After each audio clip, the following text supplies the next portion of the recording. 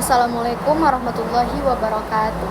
Saya Dwi Andriani dengan NPM 2308260175. Di sini saya akan menjelaskan mind map saya dengan judul Graft Disease.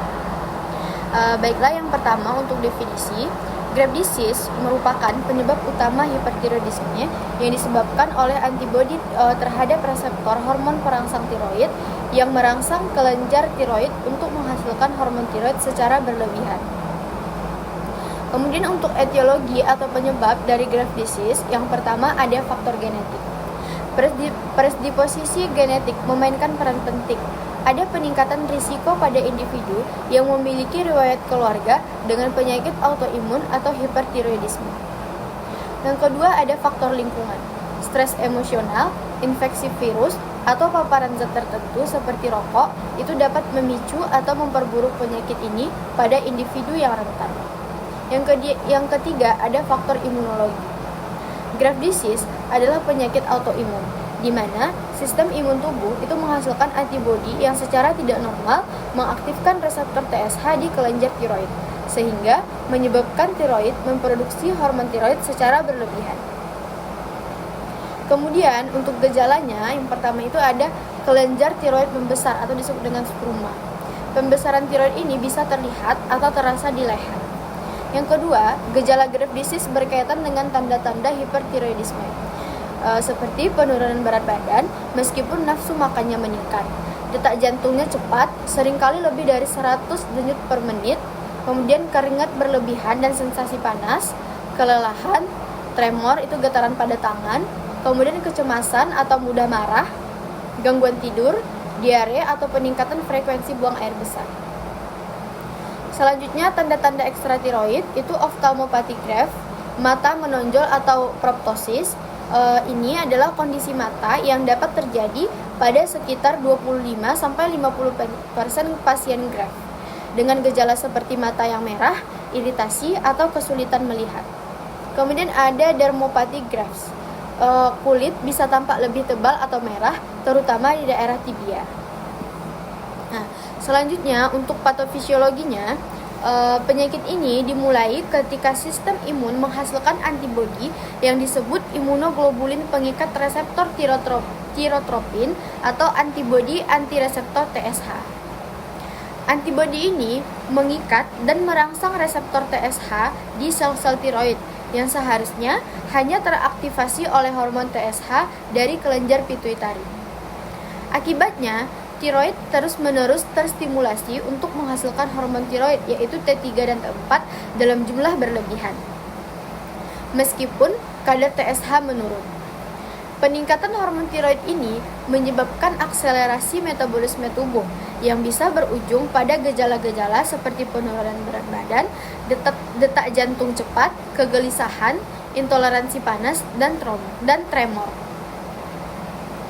Selain itu, dalam beberapa kasus, penyakit graft ini juga dapat menyebabkan ophthalmopathy graft, yaitu pembengkakan dan peradangan jaringan di sekitar mata yang dapat menyebabkan proptosis, yaitu mata yang menonjol.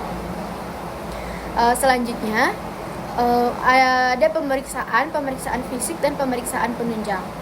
Untuk pemeriksaan fisiknya dilakukan untuk menemukan pembesaran kelenjar tiroid di leher dan tanda-tanda ophthalmopathy graft atau exophthalmos.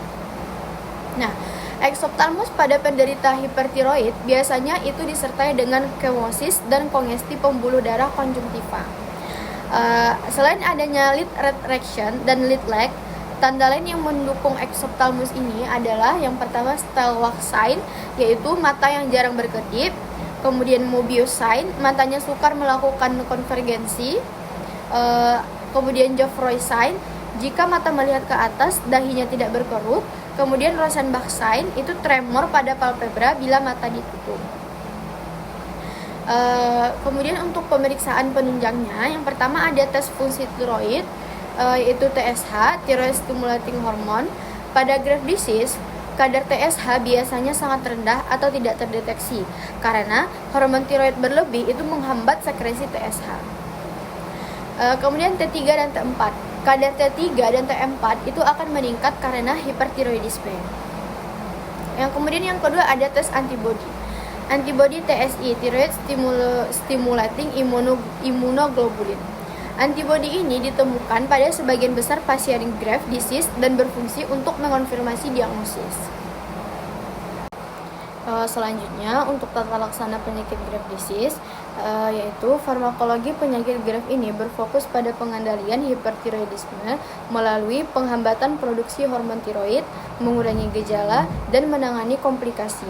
Berikut adalah kelompok obat yang digunakan. Yang pertama ada obat antitiroid, yaitu metimazol, obat pilihan utama yang menghambat sintesis hormon tiroid dengan mengganggu organifikasi iodin di kelenjar tiroid. Kemudian ada propylthiouracil atau PTU, digunakan pada kasus tertentu seperti pada krisis tiroid, karena ini menghambat konversi T4 menjadi T3 di perifer. Selanjutnya untuk beta blocker, contoh obatnya yaitu propanolol, atenolol, atau metoprolol. Beta blocker ini tidak mempengaruhi kadar hormon tiroid, tetapi membantu mengendalikan gejala seperti takikardi, tremor, dan kecemasan akibat hipertiroidisme. Selanjutnya ada iodin anorganik, contohnya kalium iodida atau Lugol solution. Digunakan dalam pengobatan sementara untuk mengurangi sintesis hormon tiroid, terutama sebelum tiroidektomi atau dalam krisis tiroid. Baiklah, sekian yang dapat saya sampaikan dalam penjelasan Graves' disease. Untuk referensi sudah saya cantumkan di bawah. Mohon maaf jika ada kesalahan. Assalamualaikum warahmatullahi wabarakatuh.